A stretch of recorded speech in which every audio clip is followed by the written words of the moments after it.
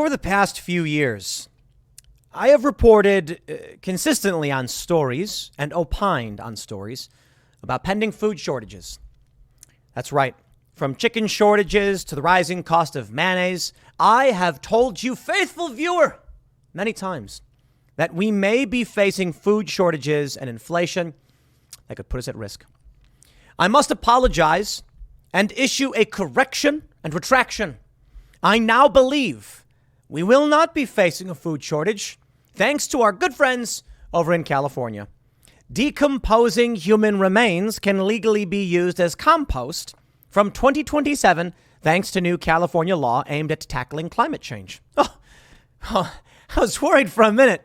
I was like, how are we going to grow crops? How are we going to get food? Now we got it all figured out. In California, you just take a human body, decompose it, and use that as soil. Yes. Right? Are you excited? How do you feel now? Are you more worried about the food supply or less? You're going to have food, my friend. Don't worry. It's just made from composted people.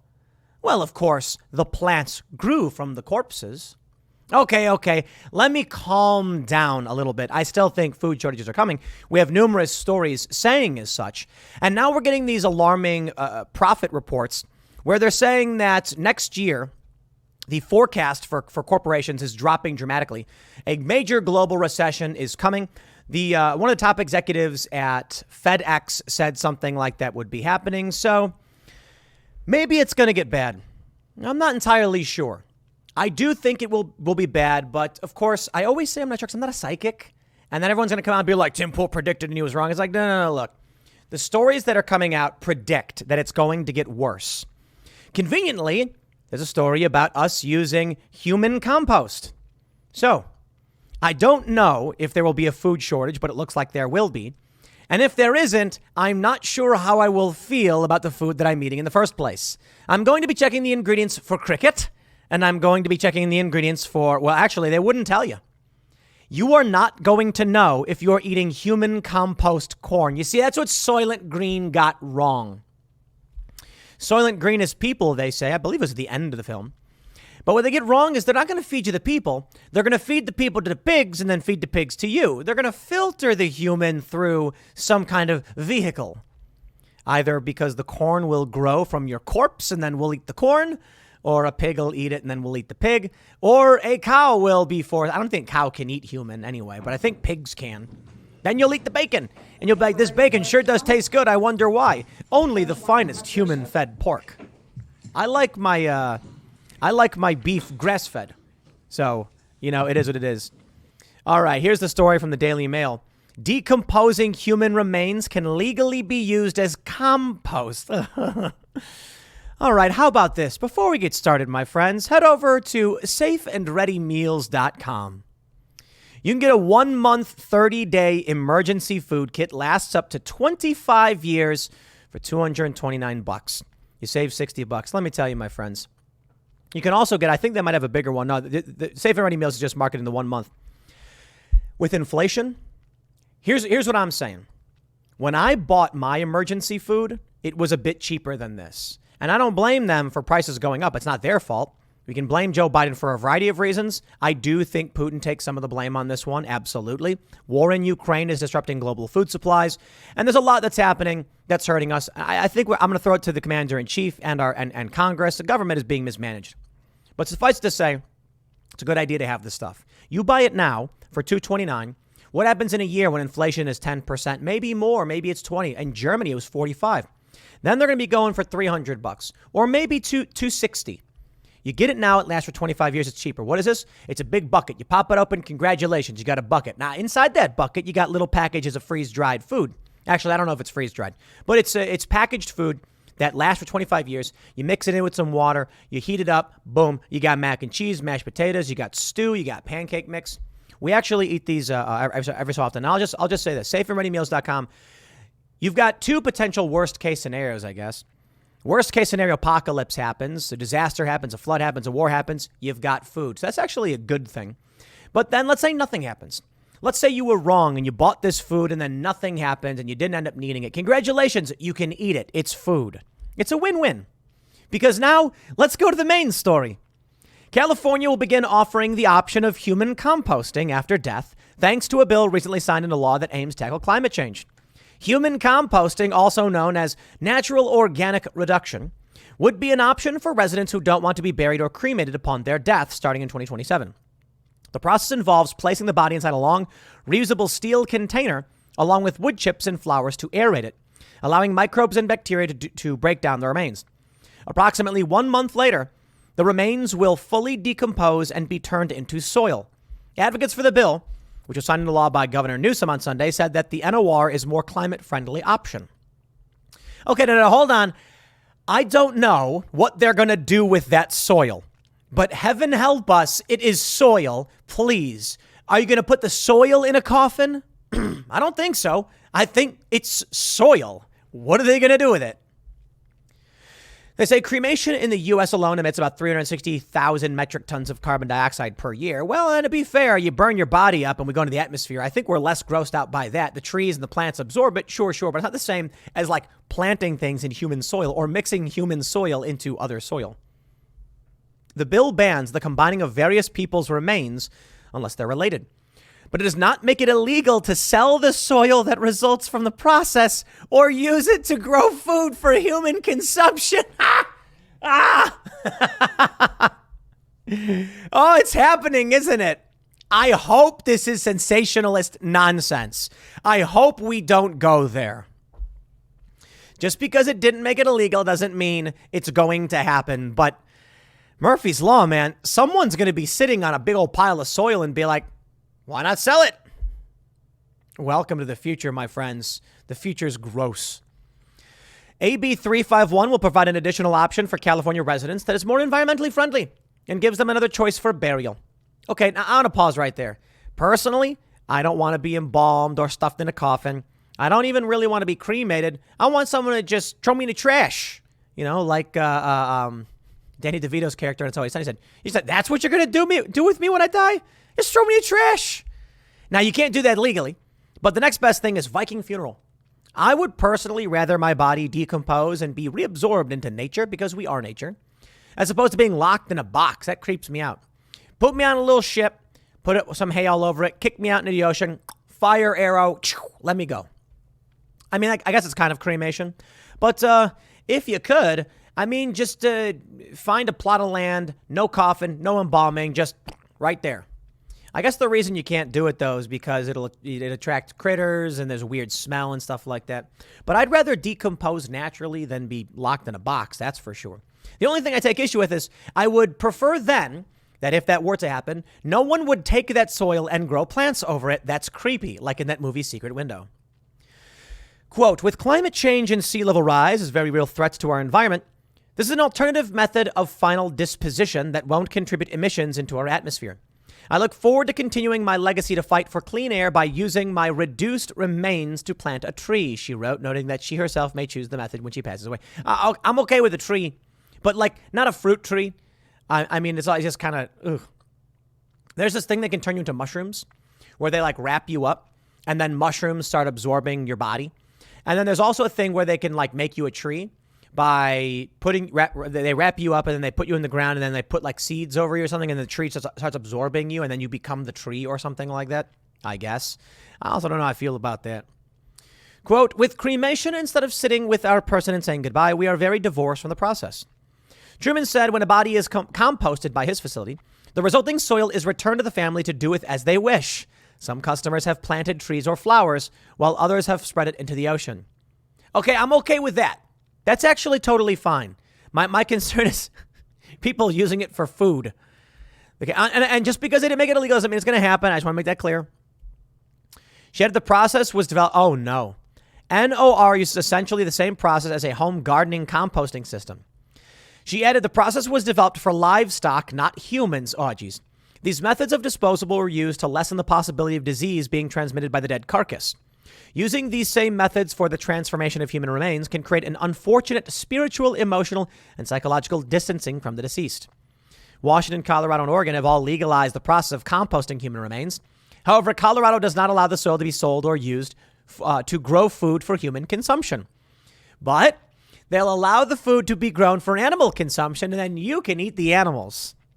No, I know. At a certain point, we are nature. If you die, and then your body rots, and then plants grow, and then something comes along and eats those plants, okay. It's not like you're eating human if you kill the deer and eat it, and the deer ate leaves from a tree, and the tree was from a person. At a certain point, the cycle continues. That I can get. I just don't like the idea of them taking the soil and then growing vegetables or something and being like, you want to eat it. It's like, it's a little too close for comfort. They're going to say, under a bill recently passed by New York State Legislature, only cemeteries would be allowed to apply for a license to offer human composting. Yeah, what we should do is we should bury you with a tombstone, and that's the soil, and then we don't disturb it. Maybe in 100, 200 years, everything will get mixed up and, eroded or whatever. We'll see. Yeah, man. See, here's the issue. Well, I have stated numerous times, just because they're going to allow the composting, and just because they didn't make the use of soil for human consumption illegal, that doesn't mean it's going to happen. But hold on there a minute. World food shortage going from bad to worse, UN official says. Oh boy. I'll tell you what's going to happen. I'll tell you what could happen. There's a food shortage, a fertilizer shortage, and they're going to say, we need fertile soil. What do we do? And they're going to be like, well, y'all can starve to death, or you can use the human soil. And people are going to be like, I'm hungry. I will eat tree bark. And then they will use it. Because as we know, Soylent Green is people. This is from August 23rd. It's from a month ago. Rising global food prices brought on by Russia's invasion of Ukraine and commodity shortages triggered by climate emergencies, blah, blah, blah, blah, blah. We get it. A food shortage is coming. It's the story that keeps going from bad to worse. UN World Food Program chief economist Arif Hussein told Yahoo Finance. When the World Food Program is setting records, that's not a good thing for the world. And we've been doing that since at least 2021. According to the World Food Program, 50 million people across 45 countries are already on the verge of famine. Another 345 million people are approaching starvation across more than 80 countries, Hussein said. A 25% increase from the start of the year. And it's particularly bad in Africa, in India, in parts of South America. Yikes, man. Now, I think we here in the United States, we're mostly okay. Mostly. It's going to get bad for a lot of people. If you're working class, middle class, lower class, your prices are going to squeeze you dry. It'll be brutal. But it's going to be apocalyptic for people in Africa, North Africa and sub-Saharan Africa, in the Middle East. It's going to be apocalyptic. They're going to mention that the war is exacerbating the crisis, blah, blah, blah. A shortage of fertilizer coming from Russia, one of the most important suppliers, has only added to the problems, driving import-dependent countries with higher costs and less food to eat. You could easily put about 50 million people to the consequence of war. Oh, man, look at this. Russia and Ukraine dominate grain trade. Look at that. Russia. What is that? They're doing like 200,000, or 20,000, 1,000. Wow. Metric tons. That's crazy. That is a lot. And, it's not just that they're not exporting grain. It's the fertilizer as well. There are a lot of countries that are not sustainable, and that's just the reality. The reality is that many of these countries import food because they can't produce enough. That's not going to work in the long run. You can't do that. Russia can make more food than it needs. Okay, well, then maybe Russia should have more kids and eat their own food. It's a problem when we have to use massive vehicles chock full of fossil fuels to transport grain from Russia to, say, the Pacific Islands or to Africa or whatever. That's crazy. And because of that, they're going to have more kids, and it's going to make the problem worse. Sooner or later, this was bound to happen. Regions that can't produce enough food for their populations are unsustainable regions. So it's no surprise that we're seeing now in the U.S. these moves. Now, as they mentioned, several states already allow this. So, yeah, I think it's coming. I don't know how, I don't know when, and maybe you'll never hear about it because they won't want you to know. Think about it this way. Do you know how hot dogs are made? Most people don't. What about chicken McNuggets from McDonald's? I love it. When I say McDonald's, people are like, it's McDonald's, Tim. Like, as if I don't know that. Yes, I know. I call it McDonald's because it's funny. So anyway, there was that whole controversy around pink slime, where it's like, I think it was the nuggets. They like pull a lever and like pink slime comes out, and then they just mash it into shapes with the machine, and then it fries them, and like, that's your chicken. And then people are like, I don't want to eat pink slime. Yes, you do. Chicken McNuggets taste great. Actually, no, I'm not a big fan, to be completely honest. I would go for boneless wings, real cut breast meat. And maybe, I prefer traditional wings. I like the dark meat better. It's healthier too. But once people figured out that what that pink slime was, they were like, I don't want to eat this. Sooner or later, my friends, you're in for a world of fun. Sooner or later, that pink slime is going to be supplemented with crickets. And I'm not kidding. Crickets and roaches and whatever else. The pink slime, I'm surprised they're not doing it already. In fact, a good business person would be trying it. Because think about the cheap supplemental protein. Now, the chitin, I think it's called, is indigestible bug protein. So I don't know how that'll work for us. But if you mill into a paste the cricket, and then you mix it in with the pink slime, I'm willing to bet people wouldn't notice. And they could still call it a chicken nugget because it's a McNugget, not a nugget. And a McNugget, well, that's a trademarked term. If they added 10% cricket, basically cutting their chicken with cricket, who would really know? It's coming, I'm telling you this. We've already seen, I think it's up in Canada, they have like cheese puffs, and the ingredient is cricket in the back. But how many people don't? They walk in the store and they're like, cheese puffs, and they grab it, and then they're eating it, and they're like, tastes fine to me. I'll be honest with you guys. If it tastes fine, I don't care. I'll eat cricket. I really don't care, but cricket doesn't taste good, at least raw. If I went to a store and they had like a bug burger, I'd be like, I'll try it. I'll try, I wouldn't try anything. Some people say they try anything once. I wouldn't. Some things I'd just be like, not interested. Something like I wouldn't eat blowfish, pufferfish or whatever, because they could be toxic. And it's like, this is not worth it. It's just got to be cut just right or whatever. I think that's true. I don't know. Fact check me on the blowfish thing.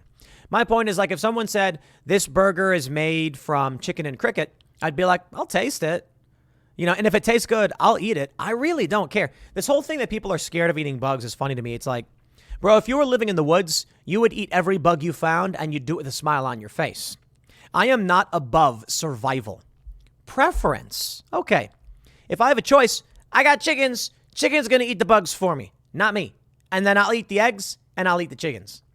That's the weirdest thing to me, that like they want you to eat bugs when you can filter the bugs through the chickens. The chickens then crap on the ground, which makes the ground more fertile, and then vegetables grow. It's like, it's perfect, man. It's you could farm. You don't got to eat human soil vegetables or whatever. I'll tell you how you do it. You plant the garden. You learn how to do the garden right. You grow your vegetables. And then here's the best part. The chickens come in right before planting season, and they till the soil for you. This is true. Yeah. So we had a garden. Here's what happens. After we harvest all the vegetables and we're done and the growing season is over, we didn't preserve any. Actually, we did make jam. We made preserves. That was really cool with the wine berries, but those are wild. The next spring, we unleash the chickens and they rampage about the field, tearing it up because they scrape the ground looking for bugs. They eat the bugs, turn the bugs into eggs. I love the eggs. I eat the eggs. We've yet to eat the chickens because chicken's still too young. But soon we will be eating them as well, except for the original members of Chicken City. And then the dirt is all turned up and scratched out, and you can start planting stuff. It's perfect. Why live this way? Like, who wants to live this way? That to me is so weird. They're like, why don't you just eat the bugs? And it's like, no thanks, I'll give the bugs to my chickens. They don't want you to have chickens. Isn't that weird? They don't want you to have cows? What do cows do? Cows eat grass. It's it. Now, we had Daniel Turner on. He's got a farm. And he was like, grain-fed beef grows way faster. Yeah, because grain is more easily digested and it's full of carbs and starches and stuff. Grass, they hack it up, chew the cud, swallow it, hack it up and things like that. But they just walk around eating the grass. They're like mowing the lawn. What's the problem? It's very, very weird. Now, I get it. People in big cities are crazy, in my opinion. If you went out and homesteaded by yourself, everything's way more sustainable, way less pollution. And the human homesteading and farming process actually creates a beautiful cycle of nature, which is better for the environment.